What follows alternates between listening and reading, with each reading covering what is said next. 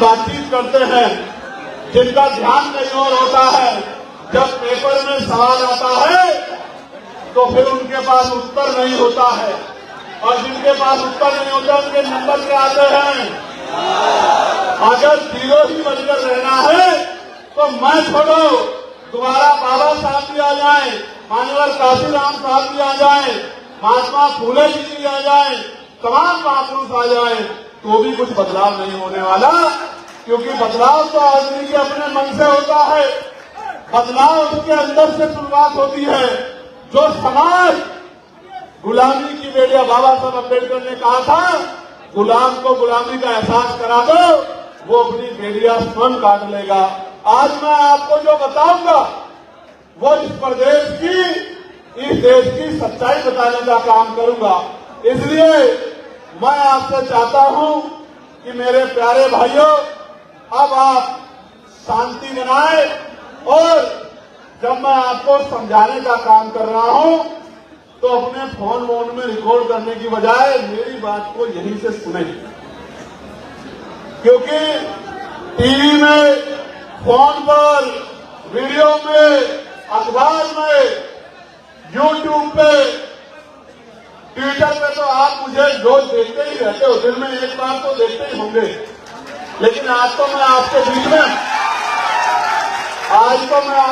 में हूं और इस बात को लेकर आया हूं कि आपकी गुलामी की बेड़ियां कैसे कटें। क्या आप चाहते हैं कि आपकी गुलामी की बेड़ियां कटें? तो ये गेट वाले सारे बैठ जाओ, अगर गुलामी की बेड़ियां काट रही है बैठ जाओ, जल्दी से बैठ जाओ, काम से सुनो। ज्यादा ज्ञान में तो ये काम आज हमारा है। इतने अच्छे होते तो कुर्सियों में बैठे होते, यहाँ जमीन पे नहीं रह रहे होते। पहले आके कुर्सियों में बैठते तो इधर उधर झांकना नहीं पड़ता, समझे। जो लोग समझदार थे वो पहले ही आके अपनी जगह ले लिए कि बाद में जब ज्यादा लोग हो जाएंगे तो इधर उधर से झांकना नहीं पड़ेगा। लेकिन जो लोग झांकने के चक्कर में थे, बाहर घूम रहे थे, वही लोग यहाँ पसीने पसीने हो रहे हैं। बेटे पढ़े लिखे लगते हो शकल से, तो जानवर में और इंसान में इतना ही फर्क है। कहते हैं ना, भैंस के आगे बीन बजाए, भैंस ने पटपट कान हिलाए। तो जिनको एक बार कह दिया उसके बाद दोबारा कहना पड़ रहा है, तो उनमें और जानवरों में ज्यादा फर्क वो खुद मत समझना। वो भी उसी के समान है जिनको कहने के बाद वो बात का पालन नहीं कर रहे। अब आप देखो, आप कौन सी श्रेणी में आते हैं? आप इंसान हो या जानवर हो, बताओ? इसका पता कैसे लगेगा? जब आपका व्यवहार इंसानों जैसा। चलो मुख्य बात करते हैं, बैठ जाओ।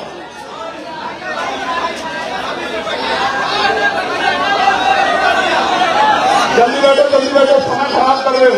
मैं तुम्हारी शक्लें देख रहा हूं, कोई किसी को आगे नहीं बढ़ाएंगे। जो लोग इस तरह के काम कर रहे हैं वो सब लोगों को डिमोशन करेंगे आज।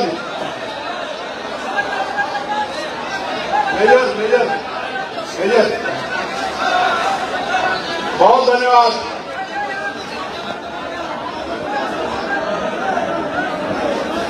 ये पहली बार हुआ है कि मुझे इतनी बार एक बात को कहना पड़ रहा है। नसीम साहब यहां बैठे हैं, मऊ में पैर रखने की जगह नहीं थी, और जितने लोग यहां आए इससे 2-3 गुना लोग थे।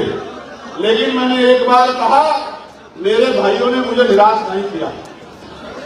हालांकि उनको पसीने पसीने हो गए वो लोग, लेकिन उन्होंने ये भी साबित कर दिया कि हम अपनी बात, भाई की बात में पहरा देते हैं। ये साबित भी उन्होंने कर दिया।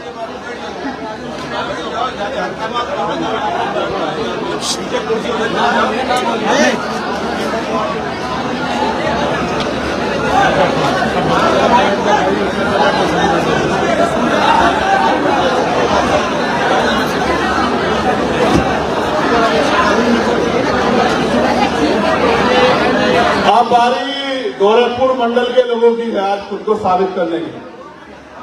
पसीना तो आएगा, हम भी मानते हैं पसीना आएगा, लेकिन ये पसीना जो जुल्म जात के अत्याचार होता है इस पसीने में उससे ज्यादा दुख हो रहा है या पसीना ये हम लोग सह सकते हैं? बताओ, जोर से बताओ, सह सकते हैं नहीं सह सकते हैं? बहुत अच्छे, बहुत अच्छे। नहीं, नारे से अगर बेटे होता, नारे से होता तो हर कोई कर लेता। संघर्ष करना पड़ता और संघर्ष की भट्टी में तपना पड़ता है, और नौजवानों को तो संघर्ष की भट्टी में तपना ही पड़ेगा।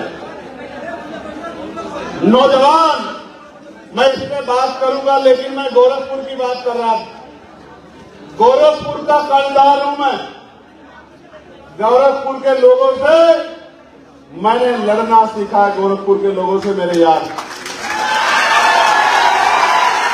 गोरखपुर के साथियों ने मेरा बहुत दिन पहले 2022 में हाथ पकड़ा था। मेरी बात को मानकर इस गोरखपुर की गली गली में घूम के मेरे लिए वोट मांगने का काम किया था, अपने आंदोलन को मजबूत करने का काम किया था। मेरे याद है, यहां जितेंद्र जी और तमाम सीनियर लोग बैठे हैं, पटेल साहब, तमाम साथियों ने मुझे बेटा मान के इस तानाशाही सरकार के खिलाफ आशीर्वाद देने का काम किया।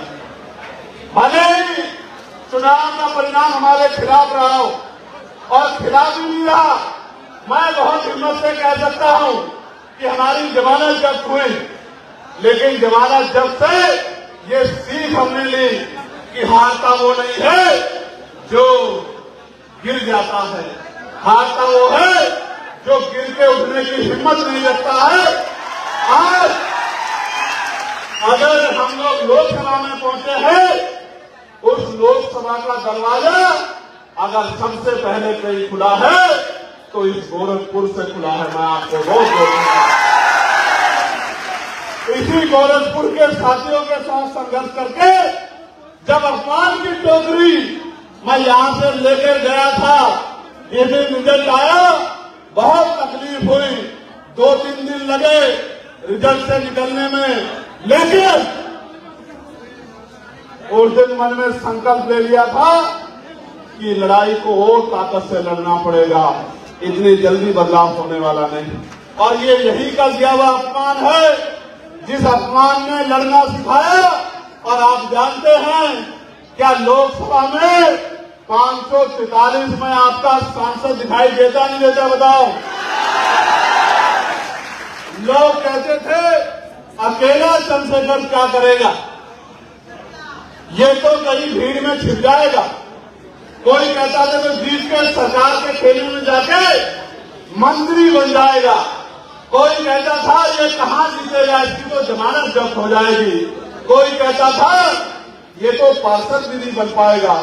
मैं धन्यवाद देता हूं उत्तर प्रदेश की कमेटी का, भाई चित्तौड़ जी का और उनकी पूरी टीम का, और देश भर के भीम आर्मी के साथियों का, जिन्होंने दिन रात एक कर दिया और घर घर जाके लोगों से, और इस मंडल के लोग भी गए थे मेरे याद है, और वहीं जाके लोगों से अपनी बात को कहने का काम किया, जन समर्थन जुटाने का काम किया।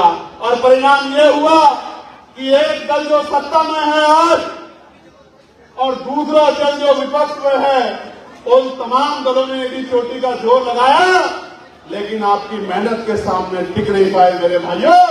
आपकी ताकत बनने का काम हुआ, और सिर्फ ताकत नहीं बनी, आज लोकसभा में आपके पास एक मजबूत आवाज है, और वो आवाज गई तो गोरखपुर के रास्ते नगीना होकर है, लेकिन देश में अगर कहीं भी किसी दलित, पिछड़े, आदिवासी, मुसलमान, जैन, सिख, बौद्ध, ईसाई भाई पे, उनकी धार्मिक आस्था पे, उनके सामाजिक अधिकार। जय भीम, जय भारत, जय संविधान, नमो बुद्धाय। वीडियो को ज़्यादा से ज़्यादा शेयर करें। जय भीम।